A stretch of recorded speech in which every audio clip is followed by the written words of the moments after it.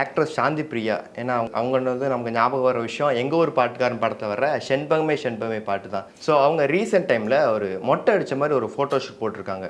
சாந்தி பிரியாங்கிற நடிகை வந்து பானுப்பிரியா அவங்களோட தங்கச்சி. அவங்களும் வந்து சினிமாவில் நடித்தாங்க. தமிழ் சினிமாவில் நிறைய படங்களில் நடிச்சிருக்காங்க. அதாவது வந்து எங்கள் ஊர் பாட்டுக்காரன், செம்பகமே செம்பகமே ராமராஜனோட சேர்ந்து நடித்த அந்த படத்தில் அந்த பாட்டு வந்து ரொம்ப ஹிட்டு, பயங்கரமான பாப்புலர் சாங்கு. எல்லார்ட்டையுமே அந்த சாங் வந்து ரீச் ஆச்சு. அந்த காலகட்டத்தில் இருந்த ரசிகர்களுக்கெல்லாம் பார்த்திங்கன்னா இந்த பாட்டு வந்து ரொம்ப பிரபலம். ரொம்ப ரொம்ப ரசித்து விரும்பி பார்த்தாங்க இந்த பாட்டை. இந்த படத்தில் ராமராஜனோட பேர் பண்ணி நடித்தாங்க இல்லையா, அது அவங்களுக்கு பெரிய வெளிச்சத்தை கொடுத்துச்சு. 1992லேருந்தே இவங்க நடிக்கிறத விட்டுட்டாங்க. ஏன்னா அவங்க கல்யாணம் அப்போ தான் நடந்துச்சு.